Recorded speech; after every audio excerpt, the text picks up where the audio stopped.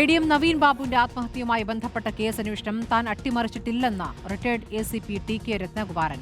അട്ടിമറിക്കാൻ പോകുന്നത് കണ്ണൂർ നഗരസഭയിലെ ഇപ്പോഴത്തെ ഭരണസമിതിയാണെന്നും രത്നകുമാരൻ പ്രതികരിച്ചു. LDF കൺവെൻഷനിടെയാണ് പ്രതികരണം. CPM സ്ഥാനാർത്ഥിയായി ശ്രീകണ്ഠാപുരം നഗരസഭയിലെ കോട്ടൂർ വാർഡിൽ നിന്നാണ് രത്നകുമാർ മത്സരിക്കുന്നത്. ഞാൻ പറഞ്ഞു എനിക്ക് ചെയർമാൻ ആവുന്നും വേണ്ട, ഗോപിയെ നാട്ടിലേക്ക് വിട്ടാൽ മതി എന്നാ ഞാൻ പറഞ്ഞത്. എനിക്ക് അത്രയൊന്നും ആവശ്യമില്ല, എന്നെ ഒഴിവാക്കി തരണം പ്ലീസ് എന്ന് പറയുമ്പോൾ അവിടെ വിനോദ് അങ്ങനെ ഞാൻ പറഞ്ഞു പോലും എന്നെ ചെയർമാനാക്കിയേക്കില്ല. നമ്മുടെ സ്ഥിതി അങ്ങനെയാണ്. അവിടെ അങ്ങനെയല്ല, അവിടെ അടിയ യോഗങ്ങൾ മുഴുവൻ അടിയ എല്ലാവരും ചെയർമാനാണ്. അതിനിപ്പോഴൊന്നും തീരുമാനമായിട്ടില്ല. അതുകൊണ്ട് തീർച്ചയായിട്ടും കേസൊന്നും അട്ടിമറിക്കാൻ ഞാൻ പോയിട്ടില്ല. പക്ഷേ ഇപ്പോഴുള്ള ഭരണസമിതിയെ നിങ്ങളോടൊപ്പം ചേർന്ന് തീർച്ചയായിട്ടും ഞങ്ങൾ അട്ടിമറിക്കും. അഭിജിത്ത് മുഴക്കുന്ന വിവരങ്ങളുമായി. അഭിജിത്ത്, ഇപ്പോൾ രത്നകുമാറിന്റെ സ്ഥാനാർത്ഥിത്വം വലിയ രീതിയിൽ വിമർശനങ്ങൾക്കിടയാക്കിയതാണ്.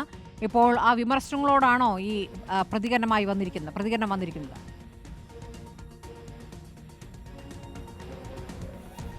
സ്മൃതി, സർവീസിൽ നിന്ന് വിരമിച്ച് CPM-നൊപ്പം ചേർന്നതിന് ശേഷമുള്ള TK രത്നകുമാറിന്റെ ആദ്യ പ്രതികരണമാണിത്. ഈ കേസുമായി ബന്ധപ്പെട്ട് നേരത്തെ കുടുംബം വലിയ രീതിയിലുള്ള വിമർശനം ഉന്നയിച്ചതാണ്, ആരോപണങ്ങൾ ഉന്നയിച്ചതാണ്. TK രത്നകുമാറിന്റെ സ്ഥാനാർത്ഥിത്വത്തിന് ശേഷവും ഈ രീതിയിലുള്ള വിമർശനങ്ങൾ ഉയർന്നു വന്നു. അത് കോൺഗ്രസിന്റെ ഭാഗത്തു നിന്നുൾപ്പെടെ ആ രീതിയിൽ ഇദ്ദേഹത്തിന് ഉദ്ദിഷ്ടകാര്യത്തിന് ഉപകാര സ്മരണ ചെയ്തതാണ് എന്ന വിമർശനം ഉയർന്നു വന്നു. ഇതിനൊക്കെയുള്ള പ്രതികരണം അല്ലെങ്കിൽ ആ രീതിയിലുള്ള മറുപടിയാണ് ഇപ്പോൾ TK രത്നകുമാറിന്റെ ഭാഗത്തുനിന്നുണ്ടായിട്ടുള്ളത്. അദ്ദേഹം പറയുന്നത് താൻ ഈ കേസ് അട്ടിമറിച്ചിട്ടില്ല, മറിച്ച് അട്ടിമറിക്കാൻ പോകുന്നത് ഈ ശ്രീകണ്ഠാപുരം നഗരസഭയിലെ ഭരണസമിതിയാണ് എന്നുള്ളതാണ്.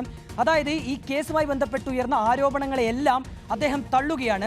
വേണ്ട രീതിയിലുള്ള അന്വേഷണമല്ല ഇതിൽ നടന്നത്, ഇതിൽ PP ദിവ്യക്ക് അനുകൂലമായ രീതിയിലുള്ള അട്ടിമറി അത് പോലീസിൽ നിന്നുണ്ടായി എന്നുള്ളതായിരുന്നു വിമർശനവും ആരോപണവും. ഏതായാലും അതിനെയൊക്കെ TK രത്നകുമാർ തള്ളുകയാണ്. സ്മൃതി, ഈ ശ്രീകണ്ഠാപുരം നഗരസഭ ഭരിക്കുന്നത് കോൺഗ്രസ് ആണ്.